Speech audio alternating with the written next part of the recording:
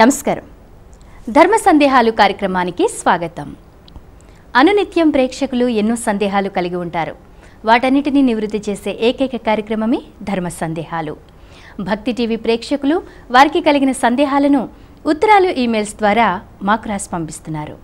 ఈనాటి కార్యక్రమంలో వాటిని నివృత్తి చేయడానికి మన ముందున్నారు ప్రముఖ ఆధ్యాత్మికవేత్త, రామాయణ సుధాకర, రామాయణ సుధానిధి, సంస్కృత ఆంగ్ల భాష అనువాదకర్త బ్రహ్మశ్రీ డాక్టర్ మైలవరపు శ్రీనివాసరావు గారు. వారిని అడిగి తెలుసుకుందాం.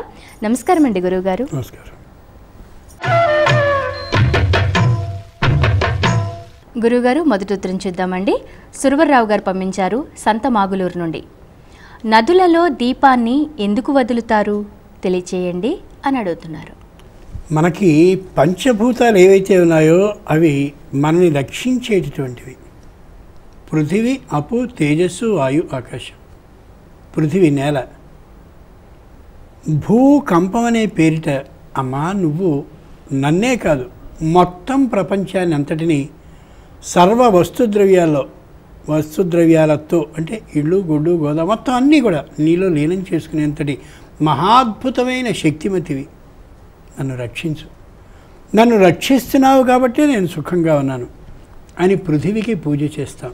అలాగే సూర్యుడు, మేము ఎంత వేడిని భరించగలమో తెలిసి అంతే వేడిమి నీ నుండి వచ్చేలా బాగా విశాలంగా సముద్రాన్ని పెట్టి భూమికి నాలుగు వైపులా ఆ నీళ్ల చల్లదనం కారణంగా నీ వేడిని తగ్గించుకుని మమ్మల్ని బతికింపజేస్తున్నావు.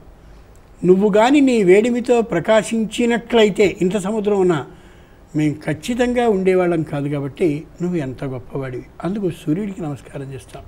అలాగే వాయువు, ఒక్కసారి నువ్వు కానీ గట్టిగా వీచినట్టయితే విపరీతమైన అస్తవ్యస్తమైపోయి మా జీవితాలన్నీ ఛిద్రమైపోతాయి, చిన్నమైపోతాయి. మనం చూస్తుంటాం, మొత్తం తోటలన్నీ భంగమైపోతాయి. గట్టిగా ఒకసారి తుఫాను వచ్చి గాలి విపరీతంగా కొట్టినట్టయితే ఎంత కష్టమైపోతుందో మనం విశాఖపట్నంలో హుదుహుదు తుఫాను చూసాం, చాలా సందర్భాల్లో గమనిస్తున్నాం. అంతటి శక్తిమంతుడమైన వాయువు ఏం తెలియని వాడిలా మెత్తగా మౌనంగా కూర్చుని మమ్మల్ని రక్షిస్తున్నావు, బతుకుతున్నావు.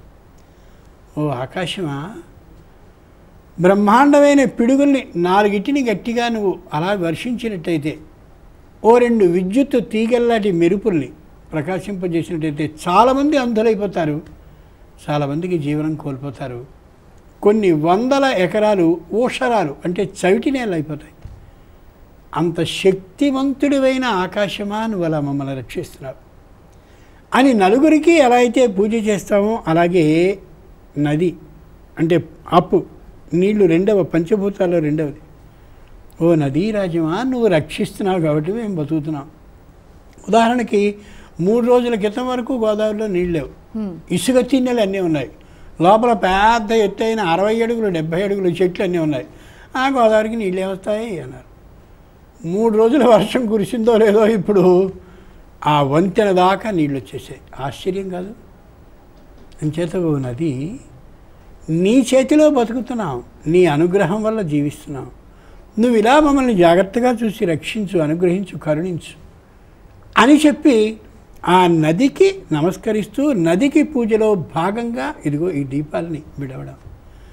అలాగే నదికి ప్రత్యేకంగా పసుపు కుంకుమలతో గంధ అక్షతలతో నదిని, నీ వల్ల మేము బతుకుతున్నాం. నువ్వు పొలాల మీదుగా వెళ్ళావు, చక్కని మొలకలు ఎత్తించావు, తినగలుగుతున్నావు, మా భార్యాపుత్రుల్ని పోషించుకోగలుగుతున్నాం, లేకపోతే మాకు జీవనం ఎక్కడుంది? అంచేత ఎంత గొప్పదానివి అని పరమ భక్తితో కృతజ్ఞతాపూర్వకంగా ఆవిడ్ని అర్చిస్తూ అలా దీపాలని విడవడం. దేవుడి దగ్గర దీప ఆరాధన అంటే దీపం ద్వారా ఆరాధన ఎలా చేస్తామో అలాగే నదికి కూడా దీపం ద్వారా ఆరాధన చేయడం ఏదైతే ఉందో అది దీప ఆరాధన. అందుకని దీపాలను వెలిగిస్తాం.